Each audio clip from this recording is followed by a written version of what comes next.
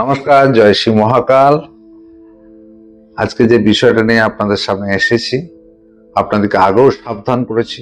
পশ্চিমবঙ্গ, ত্রিপুরা এবং আসাম, এটা হচ্ছে মাতৃপীঠ। এখানে বহু অ্যাস্ট্রোলজার, জ্যোতিষী, তান্ত্রিক আছে। এই অ্যাস্ট্রোলজার, জ্যোতিষী, তান্ত্রিক থেকে সাবধানে থাকবেন। কারণটা অনেক সময় আপনাদের গ্রহ চার্টে বা কুণ্ডলিতে, সেটা আপনারা, আমি একটু পরেই তার এক্সপ্লেনেশন পরের ভিডিওতে নিয়ে আসবো। এই সমস্ত অনেকে তোমার কালসর্পদোষ আছে। অনেকে বলেন যে তারাপীঠে চলে আসুন, আসামে চলে আসুন, ত্রিপুরায় চলে আসুন, আসুন আপনাদের কালসর্পদোষকে খণ্ডন করিয়ে নিন। এই তিন পীঠ অর্থাৎ হচ্ছে এটা মাতৃপীঠ বলা হয়। মাতৃপীঠে কখনোই কালসর্পদোষের পুজো হয় না, কিন্তু এটা বারবার বলে রাখছি বা মনে রাখবেন। কিন্তু তাতে পুজো করাবেন না, তাতেও কোনো সমস্যা নেই। যারা অনেক অ্যাস্ট্রোলজার, জ্যোতিষী, তান্ত্রিক যাই বলেন না কেন, স্বার্থের জন্য, তাদের কিছু টাকা রোজগারের জন্য এই কালসর্পদোষের জন্য বলেন চলে আসুন, এখানে চলে আসুন, ওখানে চলে আসুন, পুজো করে নিয়ে যান। এই কালসর্পদোষের মেন জায়গা দুটি জায়গা। নাম্বার ওয়ান, যদি আপনার গুগলে সার্চ করলে পেয়ে যাবেন, যেটা হচ্ছে মধ্যপ্রদেশের উজ্জয়ন মহাকালেশ্বরের ধাম, আর সেকেন্ড হচ্ছে নাসিক ত্রয়ম্বকেশ্বর। তো যদি পুজো করাতে চান, সঠিক জায়গায় সঠিক পদ্ধতি মেনেই পুজোটা করান।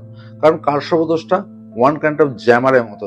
সাপোজ আপনি দেখছেন আপনার মোবাইলেতে ফুল নেটওয়ার্ক, অথচ কথা বলতে পারছেন না, কারণ জ্যামার লাগানো থাকলে, টাওয়ার থাকলেও আপনার কথা বলতে পারছে না। সেরকম আপনার কুণ্ডলিতে ভালো ভালো যোগ থাকলেও এই কালসর্পদোষ থাকার কারণে আপনার চার্টের যে বিকশিত হওয়ার যে জায়গা থাকে, সেই জায়গা কিন্তু রুখে দেয়। তো যাই হোক, ভালো থাকবেন, সুস্থ থাকবেন। কিন্তু কিন্তু ডেটটা বলে রাখি, আগামী 2 এবং 3 আগস্ট মহাকাল উজ্জয়ন ধামেতে আমি থাকছি। যে সমস্ত ব্যক্তিদের কালসর্পদোষের পুজো করাতে হবে, আমাদের সঙ্গে যোগাযোগ করুন। স্ক্রিনে দেওয়া নাম্বারটা আবার বলি, 6290860075। আমার সঙ্গে যোগাযোগ করুন। আর সঠিক জায়গায় সঠিক পদ্ধতি মেনে পুজো করান।